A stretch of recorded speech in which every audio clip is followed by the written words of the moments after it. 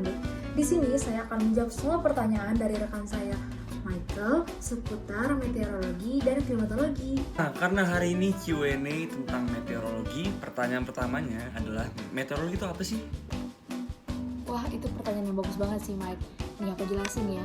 Jadi, meteorologi itu terdiri dari dua suku kata Yunani, yaitu meteoros dan logos.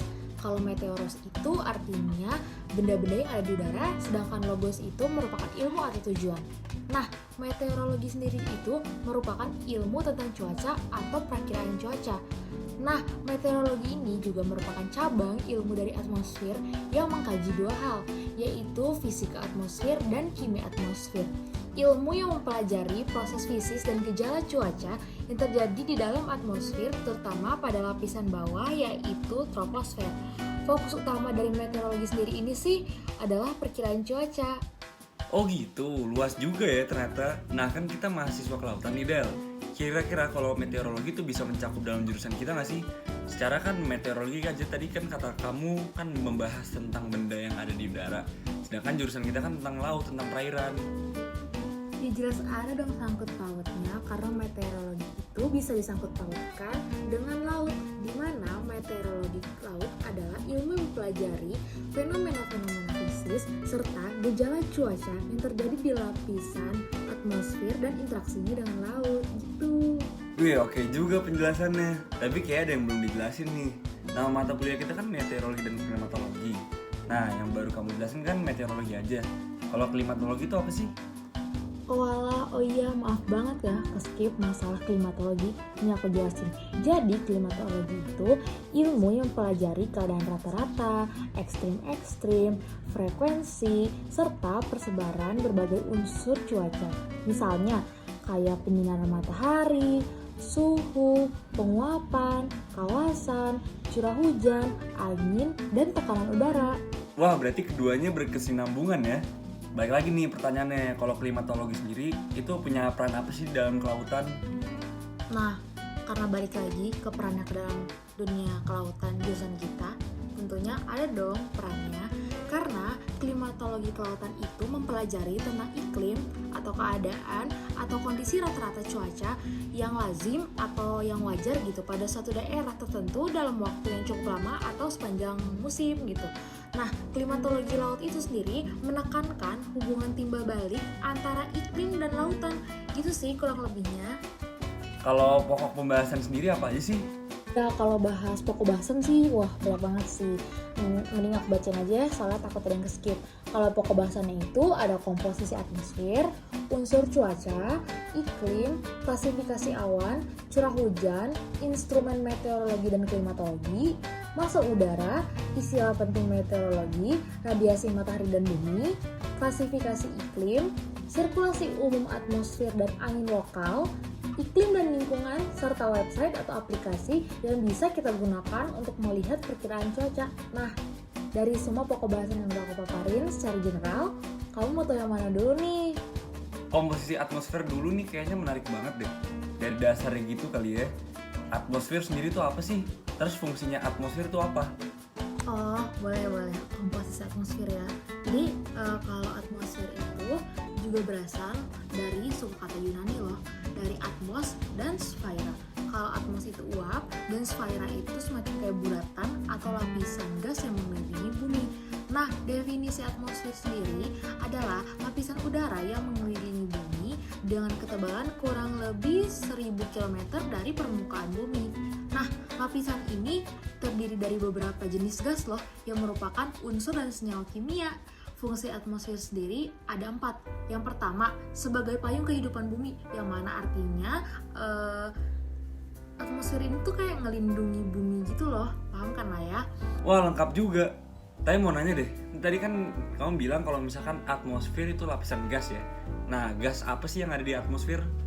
Macam-macam sih jenis-jenis gasnya, kayak ada nitrogen, CO2, oksigen, sama argon. Itu sih 4 yang paling utama.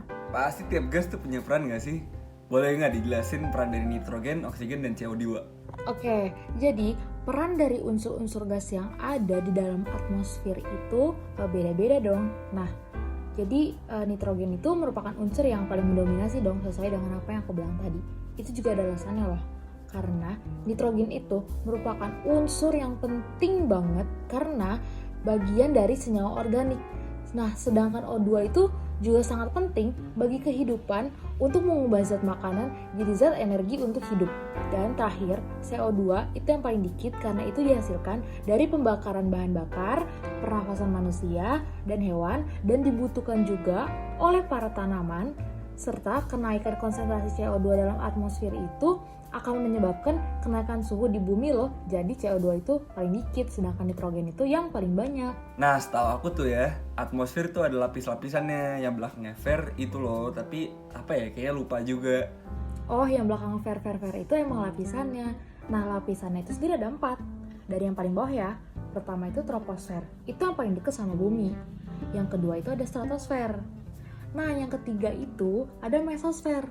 Dan yang paling atas itu ada termosfer gitu lapisannya. Nah, Wah, keren juga ya. Anyways, kan kita kan udah bahas tentang lapisan atmosfer nih. Dengar-dengar pembagian atmosfer juga bisa dibagi berdasarkan molekul partikel dan fenomena ionisasinya ya. betul banget. Atmosfer itu bisa dibedain dari 2 kategori, yaitu berdasarkan molekul partikelnya dan fenomena ionisasinya. Kalau berdasarkan molekul partikel itu ada 2, yaitu homosfer dan heterosfer. Kalau sedangkan dilihat dari fenomena ionisasinya ada neutrosfer dan ada ionosfer gitu. Sekarang mau nanya lagi nih tentang unsur cuaca dan iklim. Mulai dari definisi lagi deh. Kira-kira definisi dari cuaca sama iklim itu apa? Kalau cuaca sama iklim itu merupakan 2 hal yang berbeda ya. Mungkin terdengar mirip, tapi sebenarnya keduanya itu memiliki perbedaan yang pesat gitu. Bedanya, kalau cuaca itu keadaan udara di waktu tertentu dan di tempat tertentu dengan jangka waktu yang relatif sempit gitu. Jadi kayak mungkin cuma sehari, 2 hari gitu.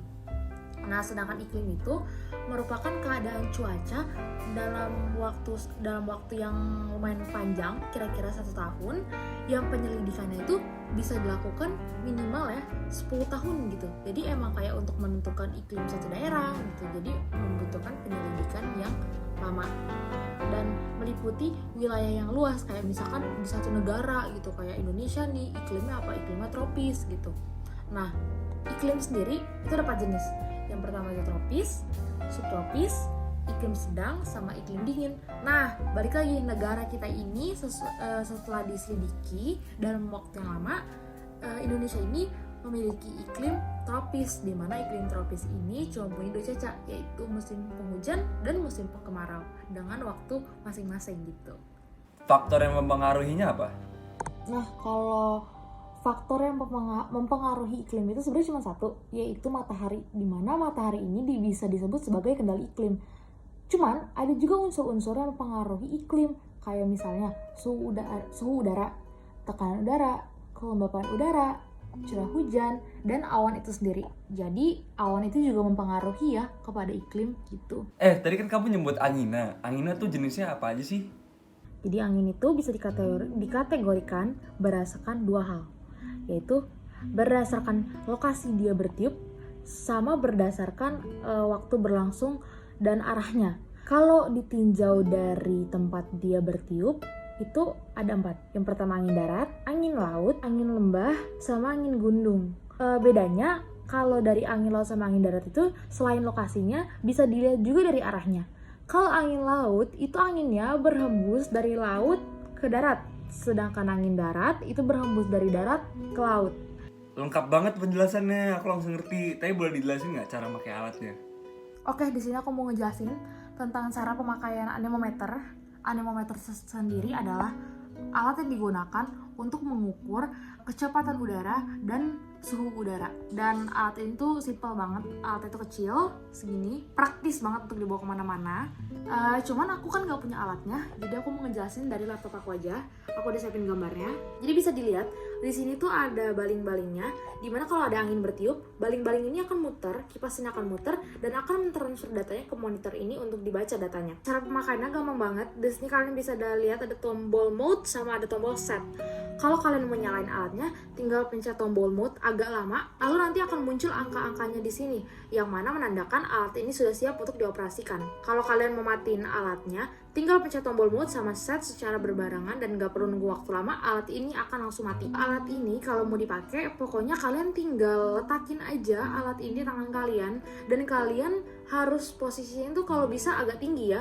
Lalu arahkan alat ini kemana arah angin bertiup. Terus kalau misalkan kalian mau baca data, ketika nanti alat ini berputar nih baling-balingnya kipasnya, di sini langsung kelihatan nih datanya. Angka 0,0 ini menunjukkan kecepatan udara dengan satuannya yaitu meter per second. Dan di sini juga ada data suhu udara yaitu 27,9. Nanti langsung kelihatan kok kalau udah ada angin yang bertiup, baling-balingnya berputar, langsung akan kebaca datanya di sini, yaitu langsung kalian bisa langsung dapetin data kecepatannya dan data suhunya. Wah, walaupun alatnya kecil, bisa langsung ngeraup sekaligus 2 datanya ya, keren banget. Nah, next mau nanya juga nih tentang awan dan curah hujan. Kita kan sering lihat tuh awan yang gerak-gerak, tapi arti awan sendiri tuh apa sih? Jadi awan itu merupakan udara yang naik dan mengandung uap air yang suhunya tuh tinggi. Terus kalau mau lebih spesifik nih, awan itu sebenarnya kumpulan titik-titik atau kristal es di dalam udara ya terjadi karena adanya kondensasi atau sublimasi dari uap air yang terdapat di udara tersebut. Oh gitu. Kalau awan sendiri ada klasifikasinya nggak sih? Awan itu bisa dikategoriin berdasarkan 2 kategori juga, itu berdasarkan metode pembentukannya dan berdasarkan morfologinya atau bentuk awan tersebut. Nah, kalau berdasarkan metode pembentukannya, awan itu bisa dibagi 2, yaitu menjadi stratiform dan cumuliform. Kalau stratiform itu tumbuhnya lambat gitu, prosesnya lama dan menyebabkan hujan kontinu. Sedangkan awan cumuliform itu terjadi pada area kecil dan menyebabkan hujan yang deras gitu. Nah, sedangkan berdasarkan morfologinya atau bentuk awan tersebut, awan itu bisa dibagi jadi 3, cumulus, stratus, sama cirrus. Kalau cumulus itu bentuknya bergumpal kayak bulu domba, sedangkan stratus bentuknya itu tipis dan tersebar gitu kayak serat gitu ya, kayak serat gitu lah ya. Sedangkan cirrus itu awannya berdiri sendiri gitu. Wah, keren. Kalau hujan sendiri tuh ada klasifikasinya nggak sih? Hujan itu juga bisa diklasifikasiin berdasarkan dari ukuran butirnya. Kalau berdasarkan butirnya, ada hujan gerimis atau drizzle yang kecil-kecil gitu. Terus ada hujan biasa, ada hujan salju, sama hujan batu es. Mau nanya juga dong, kalau misalkan cuaca itu bisa diperkirakan, orang-orang bisa tahu perkiraan dari mana sih? Karena zaman udah canggih, udah revolusi 4.0 gitu. Jadi ya data cuaca segala macam dan perkiraannya tentunya kita juga bisa dapetin. Bisa dari website situs maupun aplikasi yang biasanya udah ada bawaan dari HP yang bisa kita unduh juga.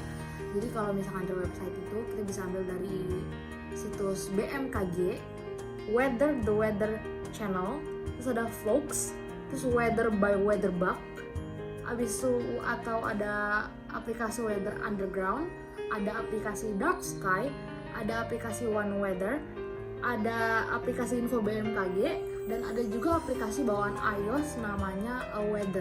Itu bisa kita akses semuanya. Nah, terakhir nih ya, bisa ditunjukin nggak aplikasinya? Nah, jadi ini aplikasi weather dari iOS. Di sini bisa kita lihat dari Jakarta, Makassar, dan kita di sini bisa lihat perakiraan cuacanya. Jayapura itu ada jam-jamnya dan suhunya, sama ada hari-hari dan suhunya, sama ada juga penjelasan tentang keadaan cuaca, sunrise segala macam. Dan ini juga bisa dilihat tempat lokasi aku tinggal itu di Pancoran dengan suhu 32 derajat, dan ada perakiraan cuacanya dari jam 6 sampai jam 12 dan tiap jamnya ada, juga ada perharinya juga ada perakiraan cuacanya, ada penjelasan cuacanya dan segala macam. Wah, lengkap banget ya penjelasan dari awal sampai akhir. Semoga ilmunya berkah ya. See you guys on the